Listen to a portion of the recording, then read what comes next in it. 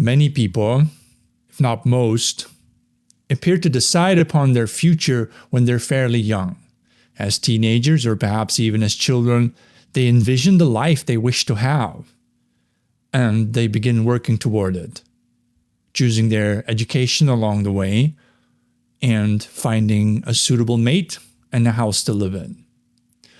Others need more time. They start living their lives and they make sense of what their lives are supposed to be about, say, by the time they're in their late 20s or 30s or 40s, and some even later. Few people never quite figure out what they were supposed to be doing in life. But one thing that saddens me to hear is the story of an old man who merely went along with everything going on around his life. A man who never once pointed at the horizon to say, "That's where I'm going." These men live what I call lost lives, for they often regret their chosen course, or rather, the path chosen for them by others. Allowing anyone anywhere to determine the outcome of one's life, of course, is a sin against living. You weren't put on earth to be a slave. People aren't paper bags floating away in the winds wherever destiny takes them. No, destiny, like free will, is something we possess within ourselves. The downhill skier uses gravity to navigate his way down, and so do people use free will to navigate their lives. When it comes to destiny, it becomes a group effort. We cannot shape the future alone, but together with the people to whom we belong, we forge nations. Nations then may use destiny as a force to shape their future. The word nation comes from natio and refers to a people of a shared birth. Nationalism, then, is the politics that promises the right conditions for such a people of a shared birth to thrive.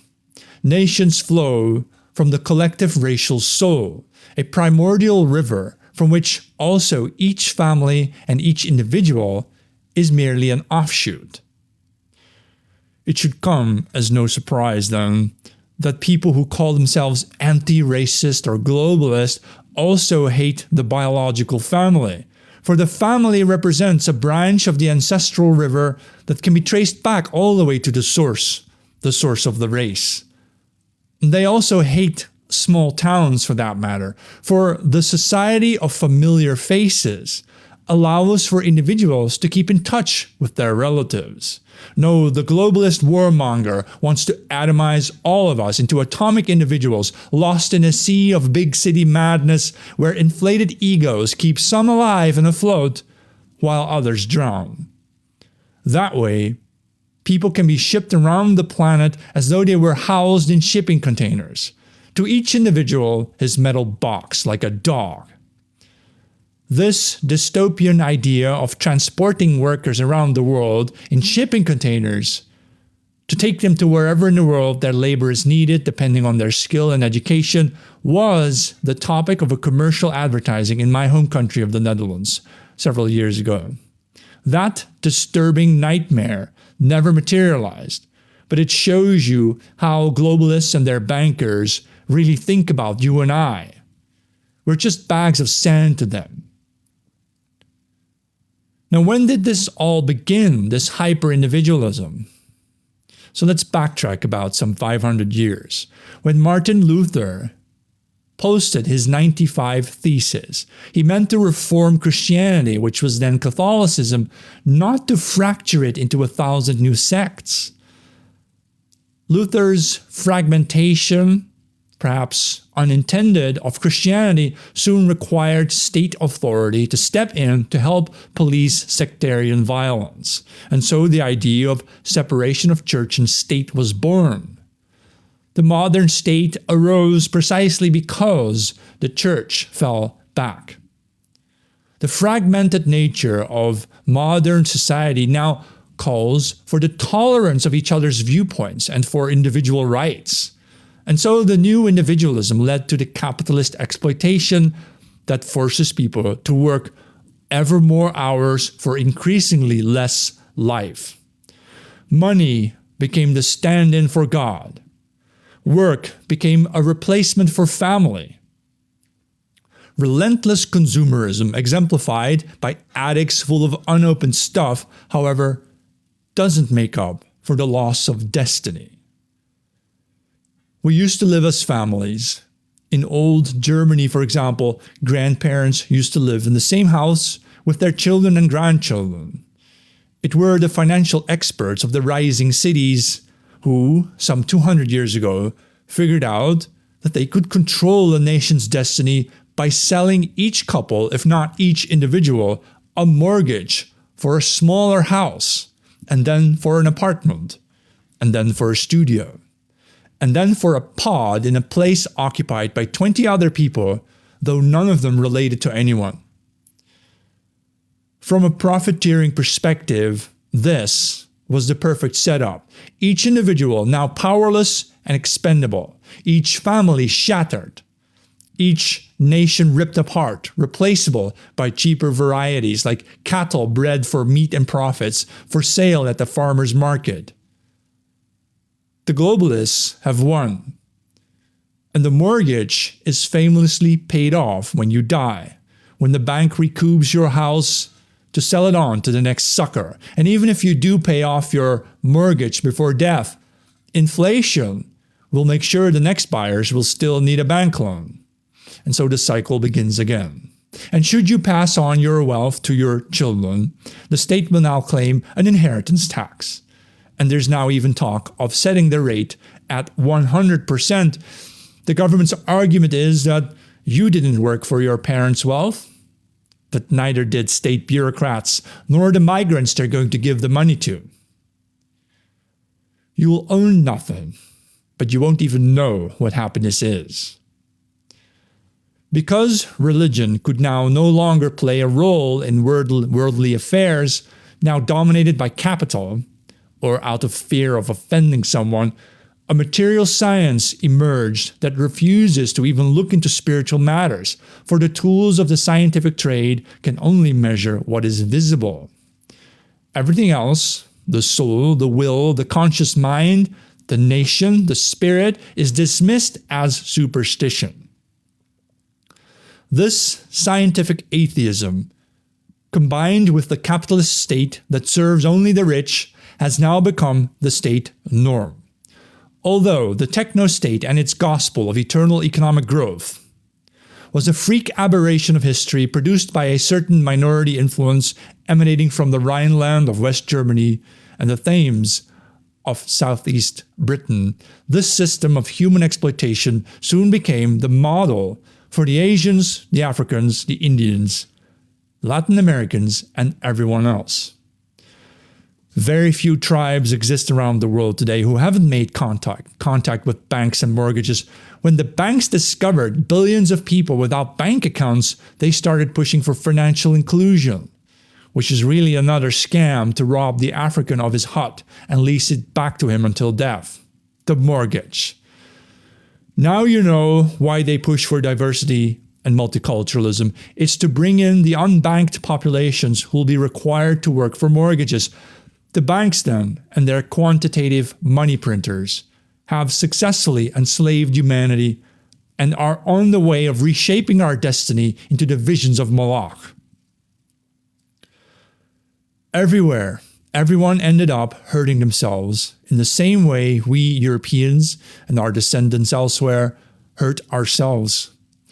We destroyed our spiritual lives. We auctioned off our souls to the lowest bidder. We ended up paying for economic growth with our biological extinction, as the pressures that career life and two-income households put on families meant our birth rates dwindled down to 1 and soon 0. By the end of this century, the same thing will happen to all migrants coming to the West and to everyone they still leave behind. The global central bankers are not allowing anyone to escape. They too have already fallen for the traps of progress. Lured in by the fantasy of easy women and cheap alcohol, what primitive man can hold on to his senses? The question for us is whether we shall find an opportunity to break free from this banking system and regain control over our destiny, or whether we surrender now and forever and have ourselves extinguished for matters of economic efficiency. To find out, we must row ourselves back to the source. For too long have we been looking ahead, toward the future, toward progress, waiting for utopia to arrive, and we have thus neglected the wisdom of our ancestors, of our past.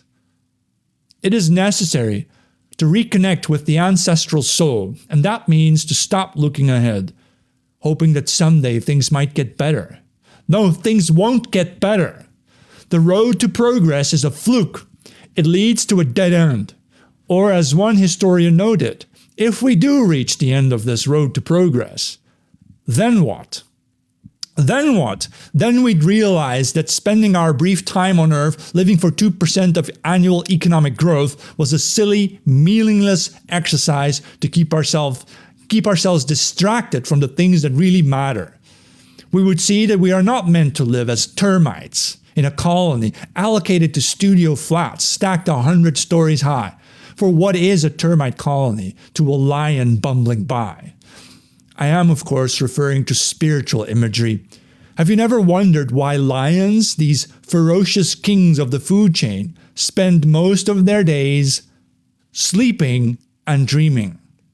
And why is it that the gazelles spend most of their hours grazing hastily, always looking for more? This is the distinction between living a confident life and an insecure life, between a spiritually driven life and a life driven by greed. Notice then that the lion remains independent. He doesn't join the hyenas or the prairie dogs for greater profits. He knows what he is and that he is separate from all others. His pride lands are not the dumping grounds for the world's unwanted and unloved, nor for the poor and the hungry, but for the willing and the brave alone. And unlike bankers, lions don't hunt their prey to extinction. We people of Europe and our offshoots around the world have had the life essence squeezed out of us by a global banking system that still devours humankind. Against this, we make our stand. I foresee a united Europe, guided by a single diplomatic mission, supported by our many dozens of nations and hundreds of ethnic groups, white ethnic groups. Namely, that we shall say to Eurabia, no, we will not submit to Islam. We shall say no to Eurasia. We will not submit to Russia or China. We say no to Eurafrica. We will not mix with Africans. And we say no to Atlanticism. We will not take orders from Wall Street. But we say yes to a Europe for Europeans who shall wrestle themselves free from all technocratic delusions. We shall do away with the central banking schemes that keep our people captives of foolish dreams of progress that will never materialize.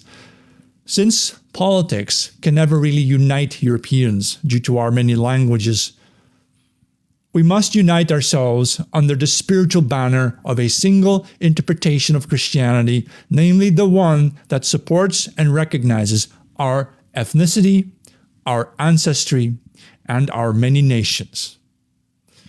Under a single diplomatic vision, we can then do away with the vote. To achieve our goal, it will be necessary to build a new leadership cadre, to promote a new fighting nobility willing to win wars for their peoples. If technocratic bankers built a dam to harness our energy, our ancestral river has now swelled to the point that we can breach the dam. Soon our unchained and unrelenting force shall restore the natural order. We will put ourselves back in charge. Our destiny is not determined by monthly payments. We are people, not policies. May our force flood the world like a deluge. and produce vigorous, superior offspring around every corner of the planet. Thank you for listening. Hi, Katya. Oh my God, yes. Thank you very much. I wrote this speech to try to create a vision for what we should do with Europe, since no one else is talking about this. The politicians never tell us what we should really do to save ourselves, Hey, Daniel, yeah, thank you. I just wrote the speech today and I thought, I'm struggling to find the solution to our problems, because we can talk on TikTok, we can talk on all these platforms, but something also needs to be done. And so where do we begin, right? It begins by simply rejecting the whole notion of progress and mortgages and so on, and understand that we're not financial slaves and we don't have to live that way. All right. Hey, Jonas. So all the Afrikaners are here. Yeah, I do. I post my speeches. Wait, I'll show you my links. So my links are jmk.info. I post all my videos there and all my posts and content. The videos are free to watch, so you don't even need an account. You can just click through the opening screen and go watch the videos. But I do appreciate it if you take a subscription or something, if you can afford $8 a month or so to be my patron. But other than that, I want to spread my words all around. Yeah, we are not economic units exactly. We're not the cattle. Or we deserve a lot better than what is being done to us today. Britain needs to fight back here. I don't know about your channel. We're not a statistic. Yeah, that's true. Right? Europeans don't actually live in Africa. There are more black Africans in London than there are white British people in Africa. I mean, what do you want,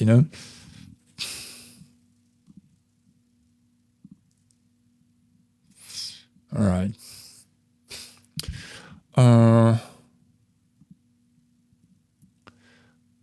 I might talk about some other things. Yeah. So they always say that the Africans always say things like, well, if we leave Africa, what do you mean we leave Africa? We were hardly ever in Africa and then we left. I looked up the colonization of Africa, how it really went, and it didn't really start until around 1900 when the Belgians, right, and Leopold started harvesting the resources of the Congo. And of course, the Afrikaners were there, but they were building their own nation, right? And so and then by 1960 or so, colonialism was already officially abolished. So what are we really talking about, They say that colonialism caused inequality between Europe and Africa, but it didn't. Europeans were already wealthy before we came to Africa. So it doesn't make sense. What really happened, of course, is the industrial age. Europeans started the industrial age. That's what gave us wealth. All right, but the Africans didn't. The Africans say they had all the resources, but they didn't start the industrial age. So, wasn't our fault. They could have just done that. So,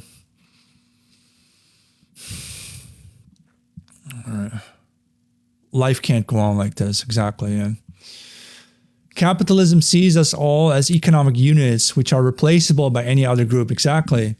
Yeah. They see us as expendable units or bags of sand that they can carry around the world wherever needed. But we don't need to accept that anymore. I was today also researching all sorts of right-wing groups in Europe, but so many of them are controlled opposition. They all support Israel, right? Zionism. They all support basically they just want the corporations to get richer, but I want our people to become healthy and strong again. It's a totally different goal, Yeah.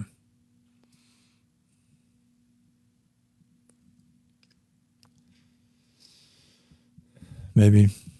Totally different moral values seems to be the worst problem, yeah. That's also true. Oh, I see lots of people here, yeah. All right. I just wanted to do my speech for today. I didn't really have a plan for speaking more. I'm going to post my video to my website, jmk.info. And I think I'll do some casual chats. Maybe I'll also start getting do the multi-guest thing and get people on for speaking. But I didn't want to do that today, so I'm going to do that maybe some other time. All right. I wish you all a great evening. I know it was a bit short for today, but I really wanted to do this speech, and I'll post it to my YouTube also at the Great Johannes, and then you can all have a look at it again. All right. Thank you very much, and sorry that it was a bit short for today.